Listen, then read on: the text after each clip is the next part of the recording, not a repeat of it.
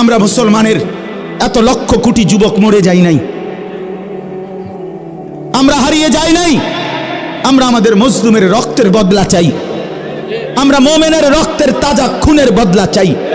আরে আল্লাহর কাছে বলো যে রব্বে করিম আপনি আমাকে সুযোগ দেন, আমি মজলুমের জন্য জান দিয়ে দিতে রাজি আছি। এটা চাইতে হবে বন্ধু, আল্লাহর কাছ থেকে তৌফিক চাও। মাত্র 92 লক্ষ কাফের ইহুদি, 1 কোটি না, 23 লক্ষ মুসলমান গাজা উপত্যকায়। বিশ্বাস করো বাপ, একটা মুসলমানের একটা ঘর ভিটা মাটি আর মাটির উপরে নাই। আজকে 1.5 মাসের অব্যাহত নির্বিচারে বোমা বর্ষণ করে মুসলমানের একটা কুড়ে ঘর আর মাটির উপরে নাই। মুসলমান তার লাশ দাফন করতে দিচ্ছে না। গতকালকে আমি নিজে পত্রিকায় দেখছি, কুকুরে মুসলমানের লাশ কামড়াইতেছে, মৃত লাশ নিয়ে টানা হেসরা করতেছে। এরপরে কাফের বেঈমান ইহুদিদের সরাসরি আমেরিকা প্রতি মিনিট, আমেরিকার এই বেঈমান, এই বুড়া বেঈমান জো বাইডেন নামে এই বুড়া গাদ্দার প্রতি মুহূর্তে ইসরায়েলের ইহুদিদেরকে সহযোগিতা করছে। অতএব এত রক্ত, এত লাশ, মুমিনের এত পবিত্র দেহ এইভাবে অকাতরে রক্তে গড়াগড়ি খাচ্ছে, শহীদ হচ্ছে।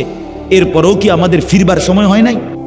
বলো না ভাইয়া, এরপরেও আমাদের আল্লাহকে ডাকার টাইম হয় নাই? এরপরেও কি নামাজের সময় হয় নাই? আহা, কার আশ্রয়ে জীবন কাটাচ্ছ? ছেলেরা বাপ, সারাদিনে যারা 1 ওয়াক্ত নামাজ পড়ো না, আল্লাহকে তো ছেড়ে দিলা বুঝলাম, কিন্তু কার আশ্রয় নিলা?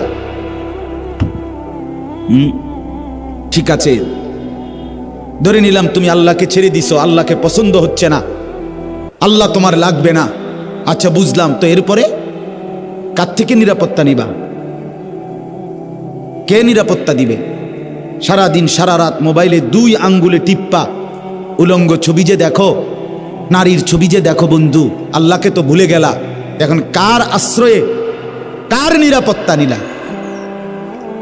92 লক্ষ ইহুদি আক্রমণ করছে, 23 লাখ মুসলমান সর্বহারা। গত পত্রিকা আসছে 7 লক্ষ শিশু ফিলিস্তিনের যারা সর্বহারা, তাদের মাও নাই, বাবাও নাই, তারা জানে না আগামী দিনে তারা কোথায় আশ্রয় মিলবে। মা নাই, বাবা নাই, এই অবুঝ বাচ্চাদের ভবিষ্যৎ কি?